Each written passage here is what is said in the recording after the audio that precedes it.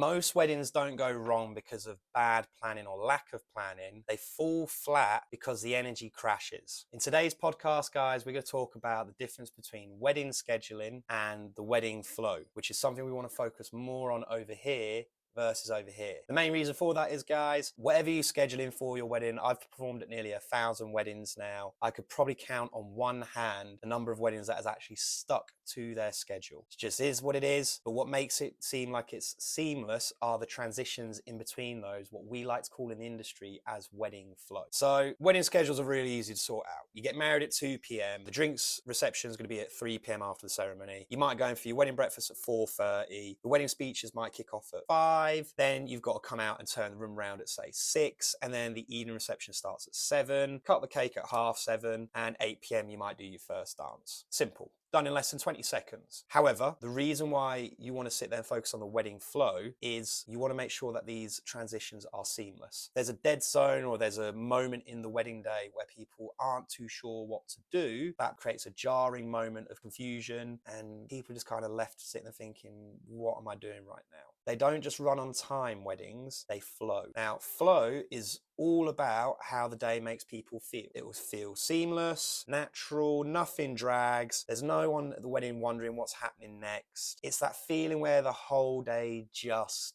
works. A schedule tells people where to go. Flow makes them never want to leave. If you want a wedding that feels amazing from start to finish, guys, don't just think about what happens, think about how it's all going to connect. That's where the magic is.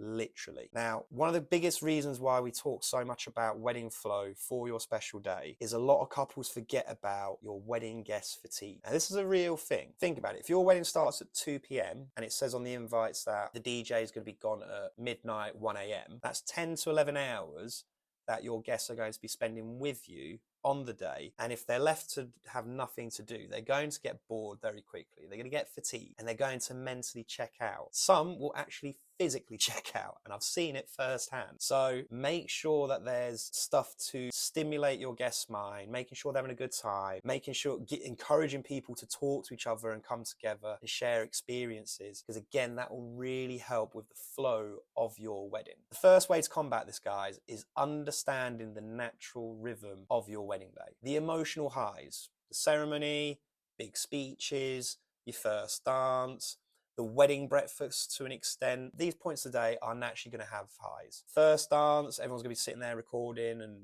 watching that happening. The speeches, if they are good speeches, your guests will be laughing, having a good time. On the flip side, if you have bad speeches that go on for say 10, 15 minutes long and there's nothing really there to connect, the other guests, they're going to mentally switch off and check out. On the flip side, understanding the emotional peaks of the day, you want to identify what I call dead zones or lulls. These are things where people are like waiting around for food, the photo gaps, room changeovers, things of that nature where your guests are kind of left not really sure what to do on the day. If you can identify these during the planning process, it gives you that opportunity to make sure that there's something for them to do and experience during these periods, and it allows the wedding to flow, guys. These dips will cause boredom, disconnection.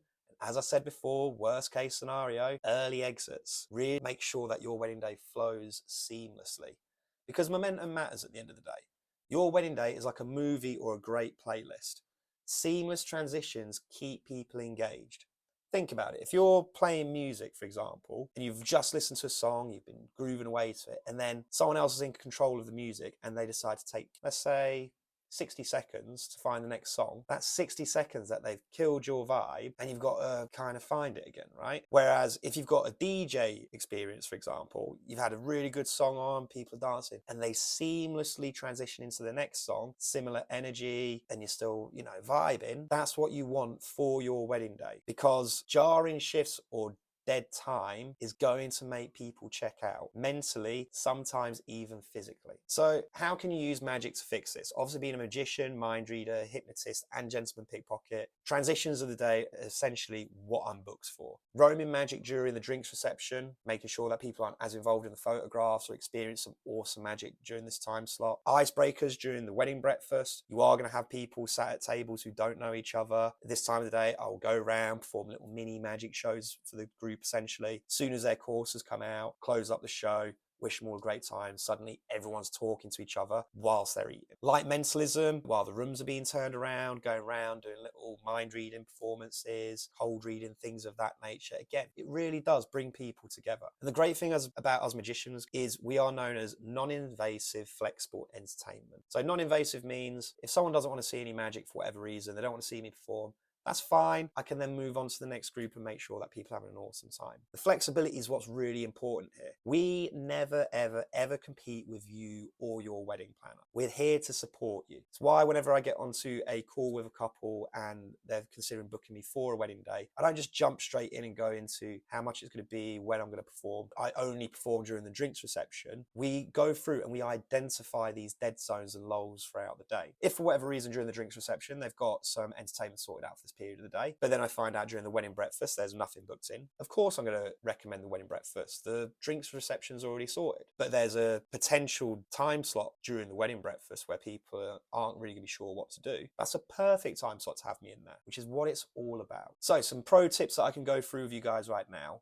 My favorite tip, do a wedding guest audit. I've talked about this in numerous podcasts before, but wedding guest audit's simple, guys. You just imagine yourself being a wedding guest at your own wedding from the very start of the day at the ceremony, all the way up till the last song of the evening reception. What this is going to do is going to help you identify those emotional high points, but also most importantly, identify the dead zones of the day, because those dead zones is what's really going to make the difference when it comes to make sure the wedding flow is on point. Because remember, if your wedding flows, it will feel seamless and everyone will have an unforgettable time. There's jarring moments of confusion, people are going to mentally check out. Tip number 2, build your entertainment into the experience. Don't just add it in there because it looks cool. Yeah, I'm going to get a load of ponies to have people ride on because I think it'd be a cool idea. Okay, but how does that tie in with the experience of the rest of the wedding? Sometimes getting in the wrong entertainment can actually jar the flow of your wedding, believe it or not, guys. Stage acts can be pretty guilty of this. Walk around entertainment and roaming acts are your best friends when it comes to your wedding day, guys. Now, I'm not saying don't get any stage performers. If you really want a certain stage performer there, very rarely I do get booked in for stage shows for weddings, but that normally happens when there's a theme around magic. Harry Potter themed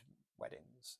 Bear in mind, guys, roaming acts are going to be your best friend. And the next thing is time the peaks of your wedding. Keep a mental note of the peaks of the energy of your wedding. Think of each of these as an emotional harp, because whenever there's going to be a peak during your special day, more often than not, there's going to be a dip in energy, because again, there's going to be a transition from one element of the other. Keep in mind, how are we going to flow from one to the other? So before I wrap this podcast up, guys, I've got a few questions here that I often get asked around this topic, and I'll answer those real quick. So the first question, why do weddings with perfect timelines still feel off? Goes back to that question. They've scheduled their wedding and they've not thought about the flow. There'll be dead zones in the wedding. There'll be time slots where people aren't really sure what to do, jarring moments. Providing that there is something during these periods, the wedding will flow nicely. Keep that energy level high. But if you're leaving your guests to sit there and amuse themselves, not really sure what to do, you're going to get what feels like an off timeline. And as I said at the very start, guys, most weddings don't stick to the schedule.